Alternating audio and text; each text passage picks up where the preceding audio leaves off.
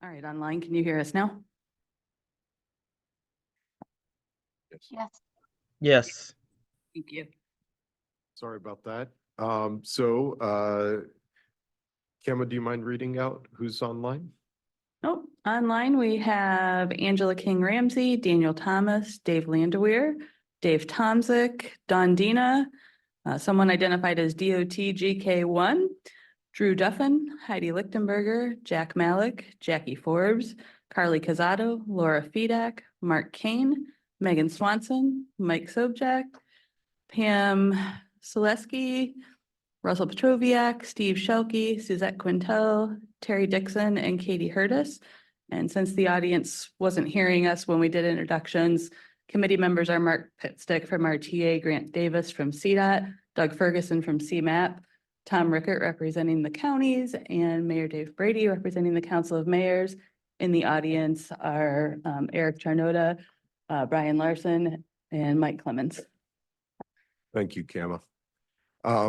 We don't have any changes, agenda changes today. Just one announcement. I'd like to welcome Mayor Brady, who's joining us as the Council of Mayors rep on the Project Selection Committee. And yeah, thanks for serving. With that, we'll move on to item 3.0, approval of the minutes. Draft minutes from the November 2nd meeting were shared with you in your meeting materials. I would entertain a motion for approval. Tom Rickert, motions to approve. Thank you. Do I have a second? Second. Thanks, Grant. Are there any changes or adjustments to the minutes? Okay, hearing none. All those in favor? Aye. Any opposed? All right, minutes are approved. Moving on to the programming monitoring section. We first have the programming status sheets. Those were included in your packet for informational purposes, just showing you where projects are currently sitting in the 3 different programs. Any questions on those right now? All right. We'll move on to 4.2, the programming summary and obligation goal for CMAQ. So not much to add here. I will state that we have obligated $83.8 million to date. The majority of that, 82 million, were in FTE transfers on 3 different projects. With that, are there any questions on the programming summary and obligation goal? Can you tell me which those projects were, John? Oh, yeah, sure. Grant in the city of Chicago had State and Lake go for, I think it was 65 million. CTA had their bus slow zone project go, and I think that was about 16 million. And then first obligation for design engineering on the making sure I get the right pace pulse line. I think it was 95th Street. Thank Yep. Do more. All right. If there's no other questions about that or discussion, we'll move on to project changes 5.0. I'll turn it over to my colleague, John Hadsma. Good morning, everyone. CMAP staff received 3 change requests, 2 being cost increases for CMAQ and the other being a cost increase for the TAP-L funded project. The first request is for the Des Plaines River Trail at Union Pacific Railroad, and that's sponsored by Cook County Forest Preserve District. The project is currently programmed for $3,104,000 TAP-L, and that's for construction and construction engineering in 2024. And the project's requesting an additional $1,989,000 TAP-L to cover increased unit prices from the original estimate that was put together 5 years ago. The project has submitted pre-final plans in January of this year, and railroad agreements are anticipated to be sent to IDOT in time for an August letting. Staff's recommending approval of this requested cost increase. The next cost increase comes from the Wadsworth Road at Lewis Avenue intersection improvement project. And that's sponsored by Lake County Division of Transportation. The project was on the January 2024 letting and is currently programmed for $2,506,240 CMAQ. And that's for construction and construction engineering in 24. Since it was on the January letting, it's also in advanced construction currently. The project is requesting an additional $1,081,528 CMAQ, and that's to cover a higher low bid amount than was anticipated. The project was re-ranked among intersection improvement projects included in the 2018 to 2022 program and dropped from the 8th to 9th ranked project. And that fell below one unfunded project, which is why staff is recommending committee consideration of the cost increase. The final cost increase comes from IDOT's Illinois 64 Smart Corridor project from Smith Couts to York Road. And since this project was awarded CMAQ funding, the project has been split into two different segments on two different contracts. The first, as I said, being the Smith Couts to York Road section, and that's currently programmed for $3,648,000 CMAQ in 2025 for construction engineering. And then the second section runs from York Road to Cicero Ave, and that's programmed for $8,680,000 CMAQ in 24 for construction engineering, and that's targeting the on track for the April 2024 letting.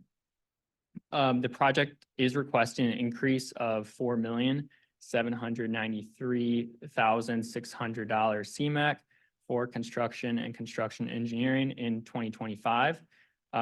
This increase stems from increased unit prices and low estimates resulting from phase one that led to the larger increase here. And then additionally, a refined scope stemming from phase two plan development has provided cost estimates that are just more reflective of the equipment and the work that's going to be needed on the project.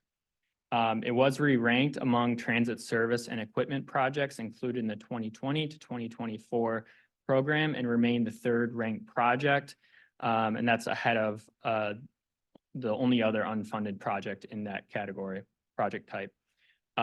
Due to the large increase in cost and an increase in the annualized dollars per kilogram VOC eliminated going from 10,343 to 13,404. Staff is only recommending committee consideration of this increase of $4,793,600 CMAQ that's requested for 2025. The one other note staff would add here is that this project has components that included in scope that are just more difficult to capture emission benefits from. So one example of that is incident detection, where there could be a greater emission impacts than we're just able to analyze. So with that, that concludes the change requests we've received from the three projects, and staff here is happy to answer any questions you all may have. Thanks, John. Yeah, Mark. Yeah, comment, just more of a clarification on the last project. I thought it was just a typo, but you also mentioned it. It said it's a transit service and equipment project. That's not a transit service and equipment project. That is a single interconnect project. In fact, the western section of that corridor has no transit on it, or very small amount of transit. So just want to. Yeah, we regret how we initially put it in through the program. Like it was. One of the key components is making sure that there's TSP along a good portion of that corridor. And I understand the far western section doesn't actually have anything. So it should have probably been in the other category. Okay. In retrospect, because it has different components from everything from TSP to signal interconnect to incident detection, other ITS components, which would have been under other. And then it's also got ADA and bike and ped improvements as part of it as well. In the in the project status reports, the category is listed as signal interconnect. So is it a signal interconnect or you're just saying about what you compared it to at the beginning, how you evaluated it? It's, how is it actually categorized in the tip? What type of project is it? Should be in there as a ITS, like, Okay, I I mean, mean, like, but there's also physical improvements being Alright. made, like, so we'll take a look at the tip and make sure that it's fully reflective of. All right, the I'm just, project. the sheet that's part of the minutes today or agenda, it says signal interconnect. Okay, So I mean, that's closer than transit service and equipment. That's at least a better characterization of that one. well, and in all, like, the entire corridor, there are signal interconnects already Yeah, yeah. existing. But there are gaps in that system and it's not coordinated across there's a lot of different pieces to this. It's not Right. simplistic. I'm just, especially since we've split it now, the western part really doesn't have transit, so I try to categorize it as something else if you can.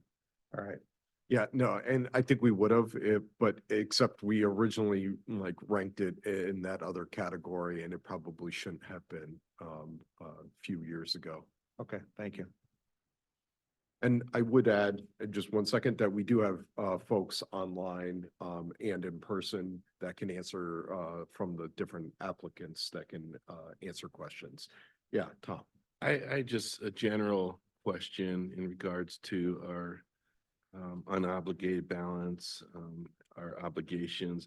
It looks like we still don't have any immediate concerns with advancing, moving forward these funds. It looks like we're fine. So I just wanted to make sure that that's a correct assumption on my part. So We are fine, except for the fact that the last 3 years, IDOT has flexed CMAQ funds that were unobligated to other programs with the promise that they would make us whole should we need those funds. So getting to that point would be a goal where we can ask IDOT to restore some of the CMAQ funding that was flexed to other programs. Specifically, I think the majority of it went to STP Flex, where they had a lot of stuff in AC and then they converted it. And the reason they do that is so that we don't leave federal funds on the table and get access to reappropriate at the end of the federal fiscal year. all right. I had a question about the last one. So I'm a little confused. There's 2 segments with this and this is the request for the second segment. So has the first segment been advertised yet and the let? No, so it hasn't been let. So originally it was submitted as one Yeah, larger segment. IDOT did the engineering work as one segment. And then it was determined that it was best if they split the construction contracting into 2 segments. So they're going to do the first one and then they'll do the second one. is there CMAQ on both? Yeah, so we funded the whole thing. So the whole thing was short of funding. We shifted enough funding, put it on the first segment so that could at least, it's scheduled to go May letting, is that correct? Currently on the April, but if there's a, Came previously for a cost increase No. for the first segment. Oh, you just shifted from second. Well, because it was originally programmed just one large segment. So we split the construction, but then shifted funds over into the first segment so that it could at least keep proceeding. So the entire, both segments, the entire cost has Gone up. gone up. Yes, You it- shifted from 2 to 1 to make one whole. Right. And now 2 is coming for the cost increase to make it. In reality, it's the whole thing that's Yeah. coming in for a cost increase. Got it.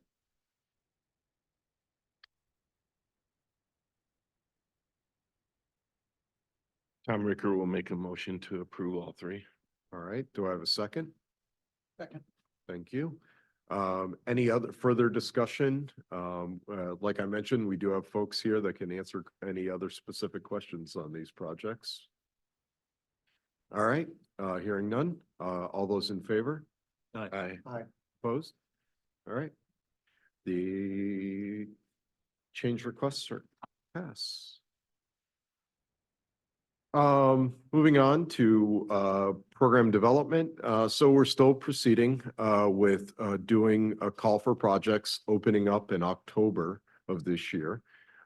Staff does not have anything today for the committee to look over, but I still wanted to have an opportunity if there was anything that you would like staff to investigate with regards to project eligibility, the engineering phase one requirements. We did institute changes to the phase one requirement, allowing projects that were currently engaged in phase one to proceed with an application. However, we put limits on the amount of increases that could come depending on where they were at with that. So I just kind of wanted to make sure that the committee had a chance if there was anything that you would like staff to look at. At the moment, staff is not planning on bringing any major changes. We're really looking at updating underlying data that we use in the evaluation project process. But if committee members wanted us to look at something in specific, we would do that.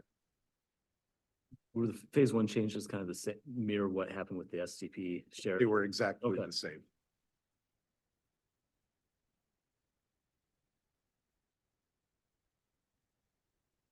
Yeah, Doug, I have a question. It's not so much about future programs, but about past programs. and Yeah. Maybe you brought this up in a separate conversation recently, is what we have a lot of projects on the unobligated list that go way back. And, you know, at what point do they drop off? At what point do they die? Some of them, I mean, I think we could have a future discussion on what that should be. It kind of, they just go into deferral, which it puts them in the out years of the tip. So they're in MYB, so they're not officially programmed. And if they were to demonstrate readiness to come back forward, we could consider them. I don't know what that should be. Are you saying from the deferral list, we should start like? I don't know. Is there an advantage of doing that? Is there a problem with carrying a large unobligated balance in the multi-year B that it's building and building, and it's a pretty big number and it kind of makes our overall thing look kind of odd sometimes, but does that hurt us? No. No. It's kind of, I think it would hurt us if we decided to let all of those projects come back into the program at once, because we wouldn't have the Yeah. ability to handle that. But what it does do is give us the potential to have projects, like we always have projects getting delayed. There's a few projects every year that enter the deferral list. So if there's a few that come off of it, like we can handle it generally speaking. But it gives us kind of like well, with the STP shared fund, CAMA maintains a contingency list of projects. Maybe like STP, she makes contingency projects. Oh, I shouldn't say we make contingency projects reapply. They don't just get carried over. So maybe that's something we can talk about. I don't know. I think we would have to take a deeper dive and look at those projects. And remind me where you are on kind of project follow-ups or status reports on individual projects. I remember you used to report on that every 6 months or something. But do you still do that or less formally or? What we do, all projects are required to report to us quarterly where they're at.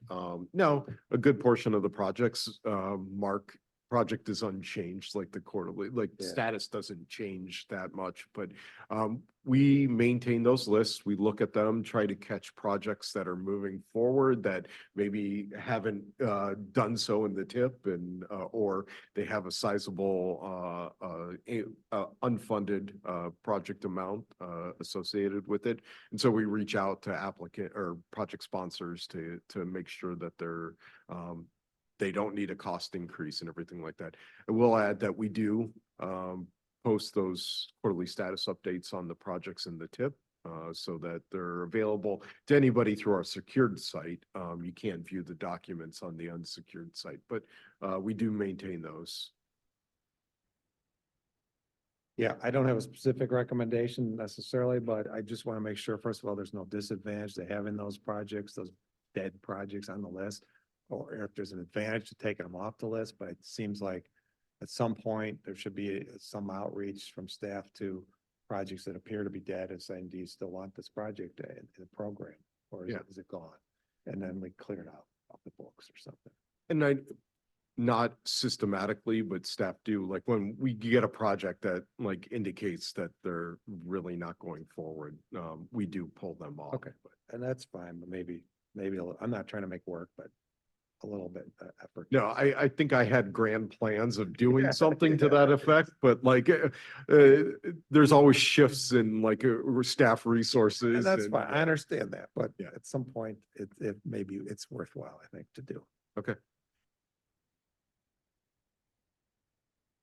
Can you, related to that, when I'm looking at the list, you know, the digits, the first digit is like the region, and then is the second digit like the original year that the grants were? In the tip IDs for these CMAQ projects? So- Second two digits, you know, like it's 01, then 02, 030 is 02, like the year that it started? Well, not necessarily. A lot of That's times it is. generally like true. If it was a brand new project in the tip at that time, there's the potential it was in the tip as a project and then we approved it for funding. Yeah, okay. So that's why but- some of them go way back. They're over 20 years old. There's a reason for that. Yeah. All right. Yeah. Anything else? All right, well, we hope to have something for you to consider, if there are any recommended changes. Like I mentioned, we are working on, updating base information that goes into the evaluation of projects. And that's something that we don't necessarily bring to you, but like, just want to let you know that it's, something ongoing. Yeah, Tom. Just one question in regards to allowing applications during the phase one, have we seen any results of how that might have impacted some of the programming dates? Because sometimes a phase one can really drag out. And so I was just wondering if we're seeing good or bad results from that. Well, it's still too early to say. Okay. They just entered back in November? Yep. So it's a little early to say like if there's been effects, like we evaluating whether that's a good or bad policy. Okay. But I think it also depends on the type of project. I mean, obviously there are projects that have more simplistic phase one reports that, or they don't even have to do one. But they still have to make sure that there's still an agreement process they go through that takes time and getting all the necessary sign-offs. Sometimes can take longer than either we or the project sponsors would like. Thank you.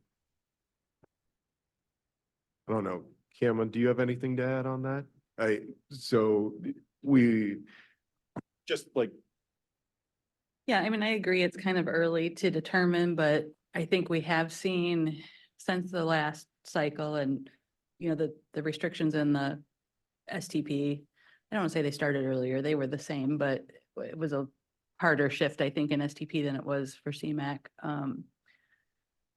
You know, I think we are seeing the more recently programmed projects moving forward a little more quickly because they do have their phase one done. That's a gut feeling. I have no data to back that up. It is too soon to have the data to back that up, but I feel like there's projects lingering from the first cycle of STP, but the latest cycle, the third cycle, we have projects moving forward already. So my gut says that it made a difference, but I can't back that up empirically.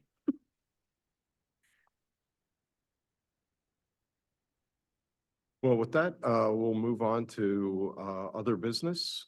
Is there any other business that committee members would like to bring forward today?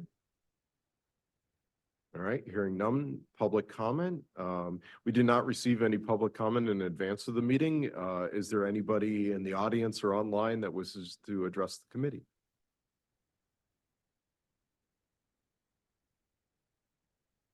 Not seeing anything online, just giving folks the ability to either signal us, but I'm not seeing anything. All right, our next meeting is scheduled for April 11th. Hopefully we'll have an STP meeting before that. But we'll still be out at the 11 o'clock hour. And with that, do I have a motion for adjournment? So moved. Thanks, Grant. Second. Second. Thank you. All those in favor? Aye. Any opposed? All right, we're adjourned. Thank you.